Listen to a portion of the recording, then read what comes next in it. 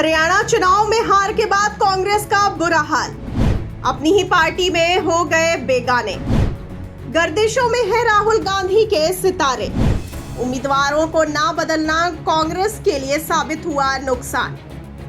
बड़ी ही मेहनत मशक्कत के बाद कांग्रेस पार्टी सियासी सत्ता में कमबैक करते हुए राजनीतिक गलियारों में अपना खोया हुआ अस्तित्व वापस पाने की जद्दोजहद के बाद सत्ता में बढ़त बना पाई है।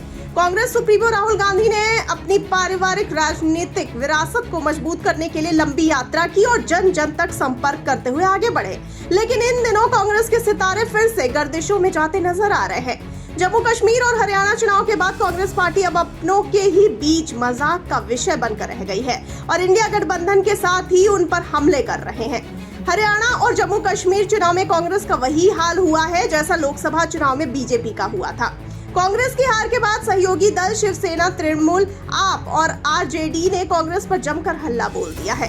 लोकसभा चुनाव का ओवर कॉन्फिडेंस ही हरियाणा चुनाव में कांग्रेस को ले डूबा है।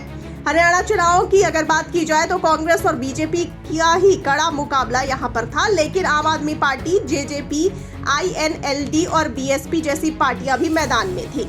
हरियाणा चुनाव में वोटों की गिनती के दौरान कांग्रेस और बीजेपी शह और मात का खेल बड़े ही जोरों पर चल रहा था, लेकिन आखिरकार बीजेपी ने कांग्रेस को पछाड़ते हुए जीत की हैट्रिक लगा दी, जिसके बाद इंडिया गठबंधन की रेल में कांग्रेस पार्टी का डब्बा डगमगाता हुआ नजर आ रहा है। पार्टियों के नेता ही राहुल गांधी पर वार करने में लगे हुए हैं और हरियाणा चुनाव की इस हार का पूरा ठीकरा राहुल गांधी के मत्थे पर आ गया। कांग्रेस की इस हार के बाद कई सहयोगी दल शिवसेना, तृणमूल, आप और आरजेडी ने जमकर घेर लिया। शिवसेना उद्धव ने अपने मुखपत्र में कांग्रेस पर हमला करते हुए लिखा कि कांग्रेस पार्टी ने अपने सहयोगियों का सम्मान नहीं किया और अति आत्मविश्वास के चलते स्थानीय नेताओं की अनुशासनहीनता पर भी उनका कंट्रोल नहीं रहा। पत्र में आगे लिखा गया कि अगर हरियाणा में इंडिया गठबंधन होता तो नतीजे इसके उलट ही होते। तो फिर आखिर वो कौन सी वजहें रही हैं जिसने राज्य में कांग्रेस का खेल बिगाड़ दिया? तो आपको बता दें कि जानकारों का कहना है कि जाट बनाम गैर जाट हरियाणा में करीब 22% जाट वोट है, जो काफी वोकल है। जाट समुदाय को लगा कि कांग्रेस के जीतने पर भूपिंदर सिंह हुड्डा ही हरियाणा के मुख्यमंत्री बनेंगे, इसीलिए शायद यही वजह थी उन्होंने बीजेपी के पक्ष में वोटिंग कर दी। वहीं हरियाणा में कांग्रेस की हार की बड़ी वजह पार्टी के अंदर गुटबाजी भी मानी जा रही है। कांग्रेस ने अपने किसी विधायक का टिकट नहीं काटा और उसके आधे उम्मीदवारों की हार भी हो गई।